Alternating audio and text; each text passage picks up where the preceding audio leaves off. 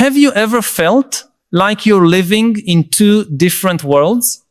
One world where everyone seems to naturally accept the rules of the game, where people move with almost automatic confidence through systems that to you seem fundamentally questionable.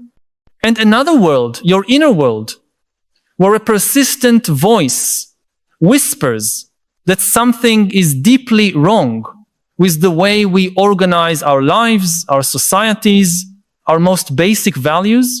If you know that feeling of being out of place, that experience of being the only one in the room who seems to see the giant elephant everyone is ignoring, then you're not alone. In fact, you might be experiencing something Yuval Noah Harari has identified as one of the most troubling phenomena of our time, the systematic silencing of those who have developed a sharper awareness of the fundamental contradictions of our age. Imagine the following scene for a moment. You're in a work meeting, or maybe at a family dinner, or even in a casual conversation with friends. Someone casually mentions how normal it is to work 60 hours a week to afford an apartment that barely feels like home, or how natural it is for children to spend more time staring at screens than playing outside, or how it's inevitable that we must constantly consume to keep the economy running. And while everyone nods in agreement, you feel a growing unease. A voice in your head asks, why do we accept this as normal? Why don't we question these structures that seem to drain our vitality? But when you dare to voice these questions, when you try to share your concerns, something interesting and disturbing happens. People around you begin to pull away, not physically, but emotionally. They change the subject, make jokes to ease the tension, or worse, start treating you as if you're overly pessimistic, complicated, or even mentally unstable. It's as if your ability to see through society's collective illusions is interpreted not as a sign of heightened awareness, but as a personal flaw that must be corrected or silenced. This experience you may have lived through countless times reflects a much broader and more systematic pattern that Harari observed in his research on how human societies function. Throughout history, there have always been individuals capable of seeing beyond the dominant narratives of their time, people who could perceive the internal contradictions of the systems they were embedded in. However, our era has unique characteristics that make the silencing of these individuals more sophisticated and effective than ever before. To understand how we got to this point, we must first recognize a fundamental truth about the nature of human societies. They depend, for their functioning, on shared myths, collective stories that everyone agrees to believe in, even when those stories do not necessarily align with objective reality. 10,000 years ago, our ancestors believed in gods who lived in the mountains and controlled the harvests. Today, we believe in concepts like infinite economic growth, absolute meritocracy, and inevitable technological progress. The difference lies not in the truth of these beliefs, but in the complexity of the systems we've built to sustain them, and in the sophistication of the mechanisms we've developed to silence those who question them.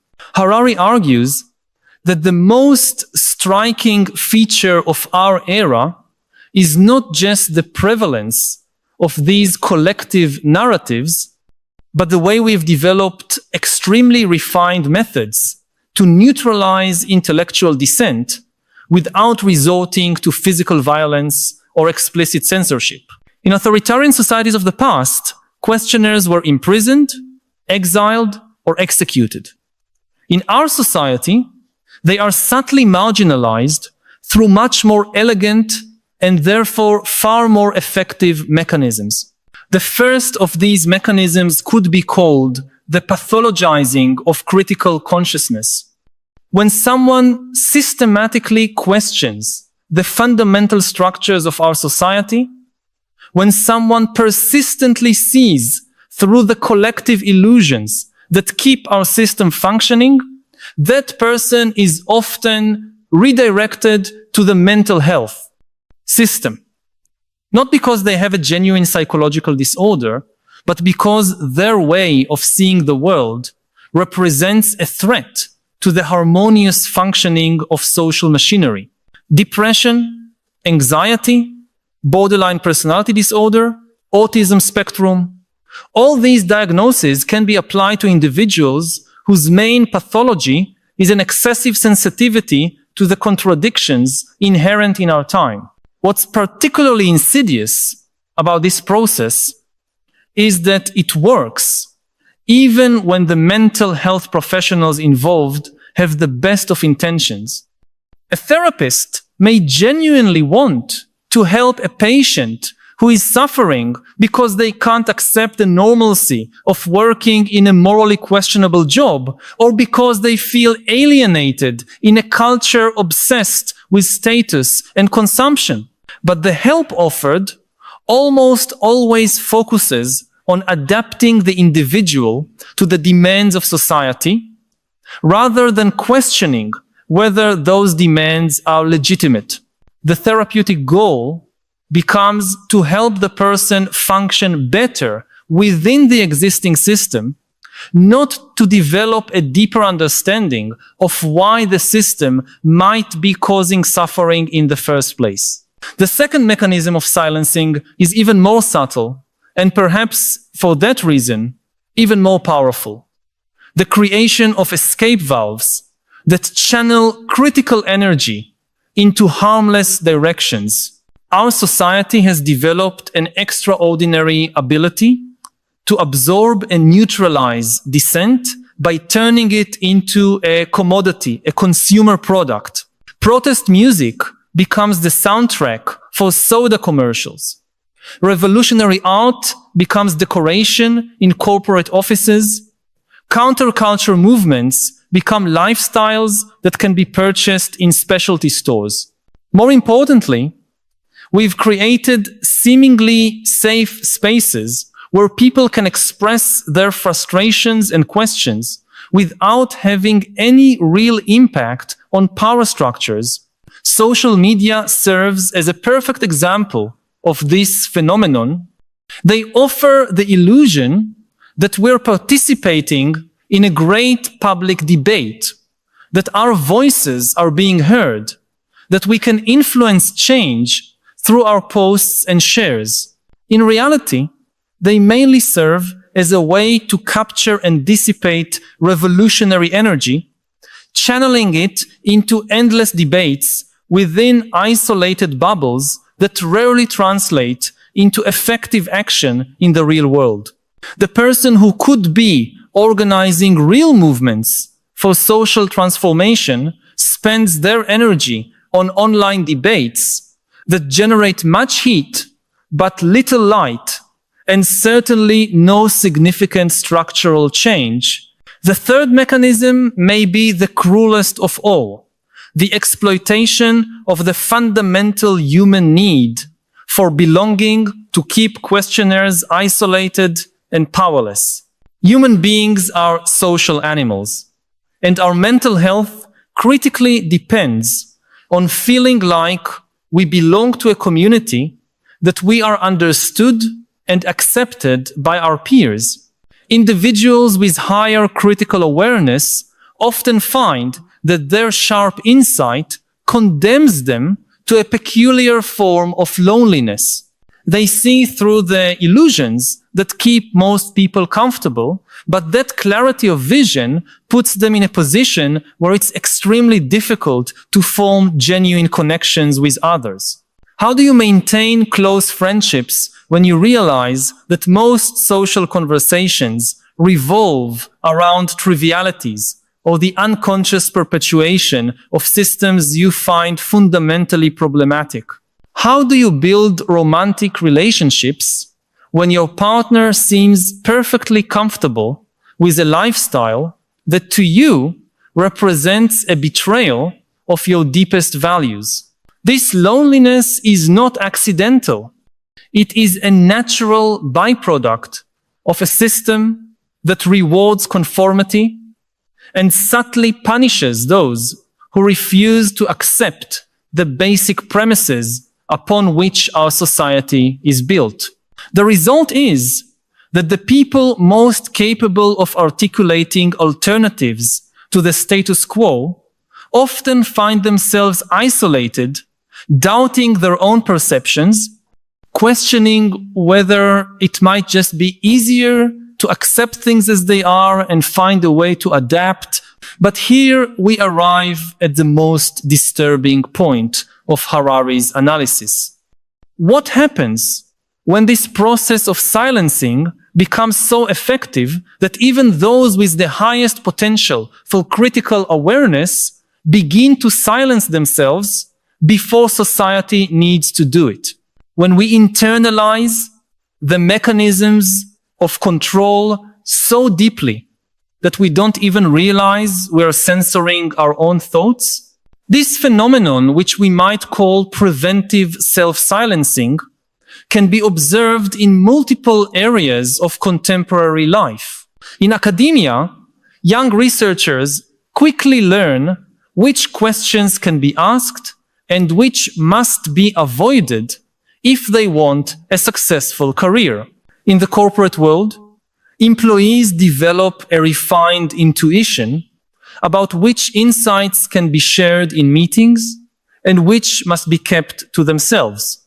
Even in informal conversations, we develop internal sensors that alert us when we're approaching intellectual territory that might place us in conflict with social expectations. What's most frightening is that this process often happens completely unconsciously. We don't notice that we're editing our thoughts, filtering our perceptions, dulling our ability to see clearly, because we've learned through thousands of subtle social interactions that certain types of clarity are socially undesirable. We develop a kind of voluntary blindness that protects us from the discomfort of constantly being in conflict with the world around us, but also deprives us of the ability to contribute to the transformations our society so desperately needs. Harari suggests that we are living in a particularly dangerous time because the challenges we face as a species require exactly the kind of critical thinking and radical questioning that our social systems are programmed to suppress.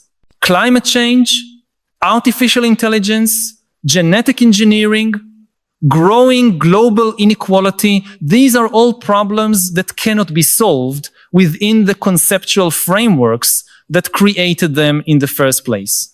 We need people capable of questioning foundational assumptions, imagining radical alternatives, seeing beyond the limits imposed by the dominant narratives of our time. But precisely these people are the ones our social systems are most determined to silence or neutralize. It's as if we're facing a burning house while systematically discouraging anyone who questions whether our traditional firefighting methods are suitable for this particular type of fire. The irony is that our survival may depend precisely on the voices we are working so diligently to silence. This paradox becomes even more evident when we consider the speed of technological transformations we are witnessing. Artificial intelligence is not just changing how we work or communicate. It is fundamentally altering what it means to be human in a world where machines can perform many functions we once thought uniquely ours. But public discussions about these transformations tend to be dominated by two equally inadequate perspectives: the naive technological optimism that sees every innovation as automatic progress, and the reactionary pessimism that simply wants to stop the clock and return to an idealized past. We have almost no room for the voices that could offer more nuanced perspectives, voices that could help us navigate these transformations more consciously and deliberately. These voices exist, but they are systematically marginalized because their analyses do not fit into the simplified categories that dominate public discourse. Pause for a moment and ask yourself which aspect of this technological future we're building most troubles you. Do you also find yourself late at night wondering whether we're building a world where our essential humanity will still have a place? I know many of us carry these concerns in silence, perhaps afraid of seeming old-fashioned or resistant to progress. But your concerns are valid and likely shared by more people than you think. If you feel this anxiety about our collective future, share in the comments a word or phrase that captures your main fear.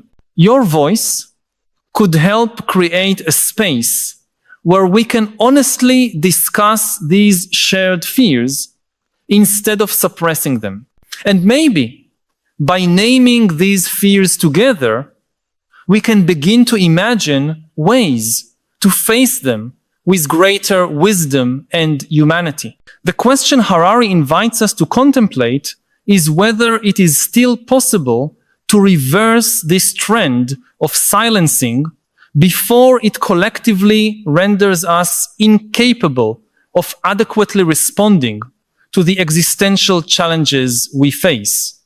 He offers no easy or optimistic answers, but suggests that the first step is to recognize that the problem exists and to understand how it operates. The awareness that we are being subtly manipulated into self-censoring our most important insights is in itself a form of resistance.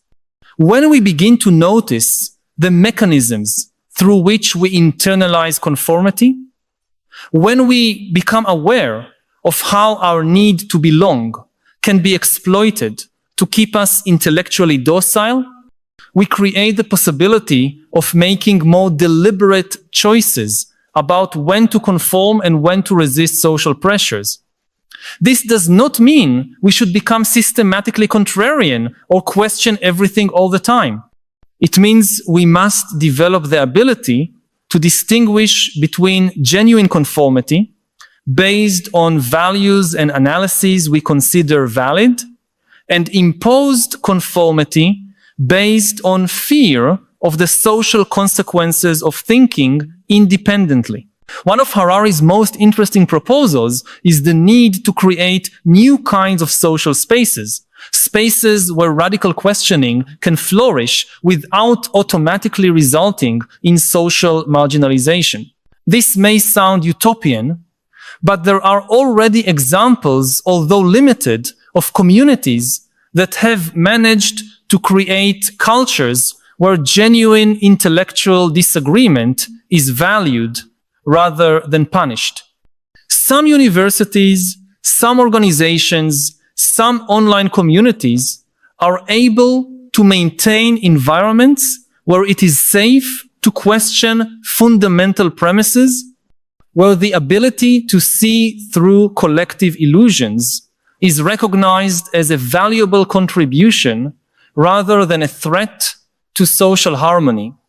The challenge is to expand these spaces and make them more accessible to those who need them most. This requires a deep cultural shift in how we understand the role of intellectual dissent in healthy societies. Instead of seeing questioners as disruptive elements that need to be neutralized, we need to learn to see them as canaries in the coal mines, as early warning systems that can help us identify problems before they become crises.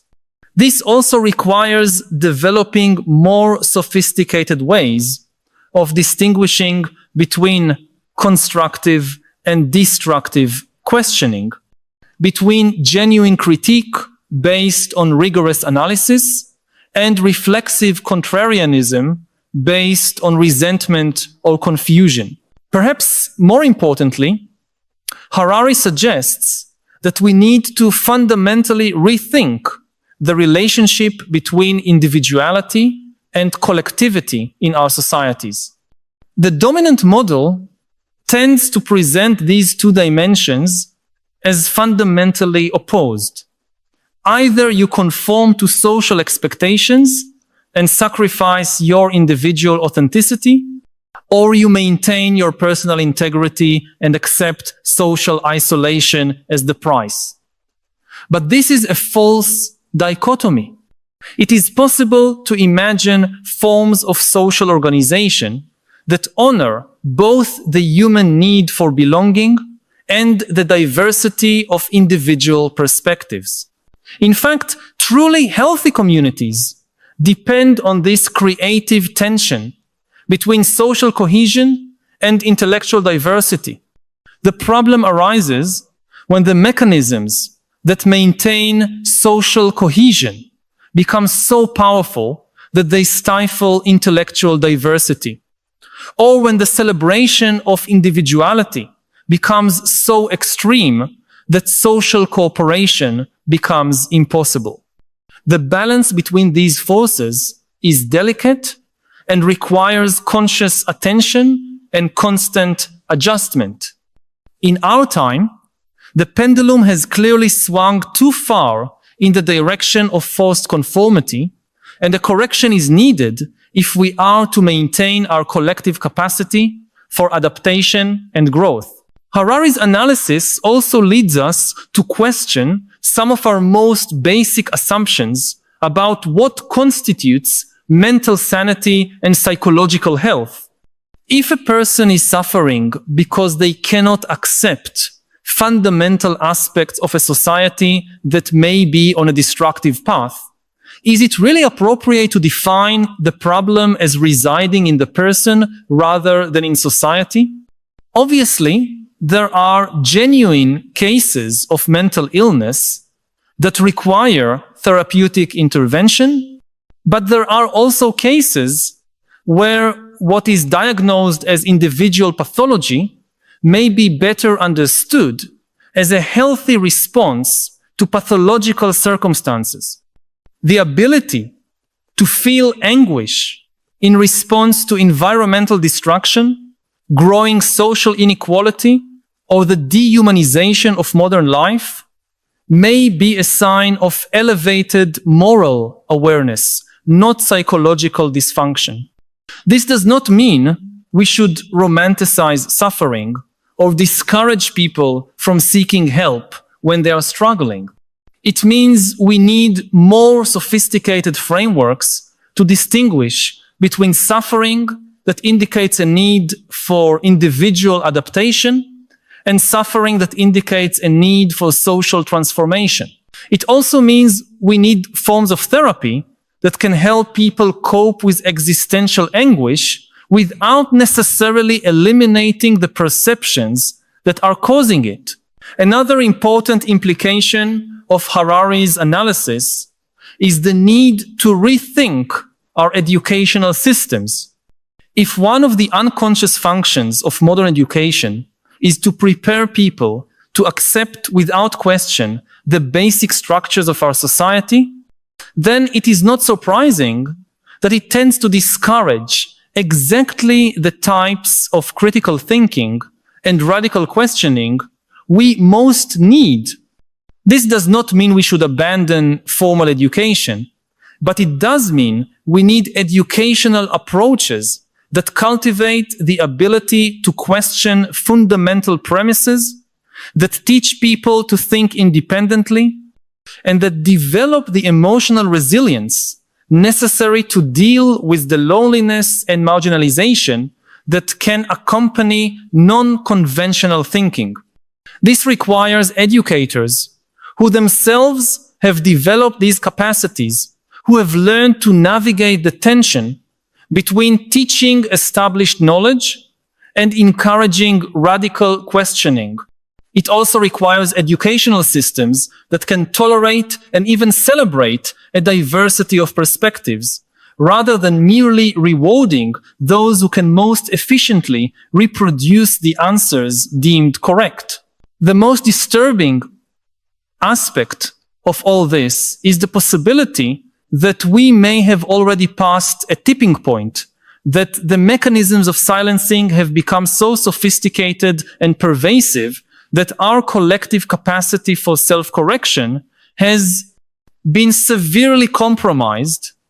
Harari offers no guarantees that it is still possible to reverse these trends, but he suggests that our only hope lies in the conscious and deliberate cultivation of spaces where radical questioning can still flourish. This may mean creating new institutions, developing new technologies, or simply forming informal communities of individuals committed to maintaining their ability to think independently. It may also mean developing new personal practices that help us maintain our clarity of vision amid the constant pressures to conform. Meditation, contemplation, journaling, all of these are practices that can help preserve internal spaces where non-conventional thoughts can arise and be examined before being automatically filtered out by our self-censorship mechanisms. Here we arrive at the heart of the question Harari presents to us. Our survival as a species may depend on our ability to keep the flame of radical questioning alive, even when all social forces conspire to extinguish it. This is not a task that can be delegated to experts or institutions. It is something each of us must assume as a personal responsibility. Every time we choose to express a non-conventional perspective, despite the social discomfort it may cause, every time we choose to maintain our ability to see through collective illusions, despite the loneliness it may entail, we are contributing to the preservation of something essential to humanity's future. Every time we create spaces where others feel safe to express their deepest questions, we are participating in the building of a culture that values critical awareness rather than suppressing it. This is not about becoming a revolutionary or a professional dissident. It is about keeping our capacity to think for ourselves awake and creating conditions where others can do the same. The vision Harari offers us is simultaneously dark and hopeful. Dark because it shows how we have been subtly trained to silence our own most important insights, how we have developed internal censorship mechanisms that may be depriving us of the wisdom we need most at this critical moment in human history. Hopeful because it suggests that once we understand these mechanisms, once we become aware of how they operate, we have the possibility to make different choices. Consciousness, Harari suggests, is the first step toward freedom. When we stop automatically silencing our sharpest perceptions, when we create spaces where genuine questioning can flourish, when we learn to value the diversity of perspectives, even when it makes us uncomfortable, we are participating in the creation of a different kind of society. A society robust enough to face the extraordinary challenges that lie ahead, flexible enough to adapt to circumstances we cannot predict, and wise enough to correct its own mistakes before they become irreversible catastrophes. If these reflections resonated with something you've been feeling, but perhaps haven't been able to fully articulate, know that you are not alone on this journey. There is a growing community of people awakening to these same insights, refusing to accept the silencing of their critical awareness, seeking ways to keep their questioning alive. By subscribing to the channel, you'll connect with others who share these concerns and this commitment to maintaining spaces where genuine thought can flourish. Every week, we explore together the great questions of our time, not to find definitive answers, but to develop our collective capacity to ask the right questions at the right moment. This is not just an intellectual journey, but a practice of resistance, a way to keep alive the flame of critical awareness in an era that constantly pressures us to extinguish it. Join us in this essential project of preserving and cultivating the human capacity to see clearly, to question boldly, and to imagine possibilities that do not yet exist, but may determine the future of our species. Should AIs have the ability to open a bank account and manage a bank account? That's a very practical question. We are very close to the point when you can tell an AI, go out there, make money. Your goal is to make $1 billion. And one of the things about money, it's a very easy goal to define. An AI can make money in many ways. It can hire its services to people to write their essays or books or whatever. Many things it can do. It can earn money.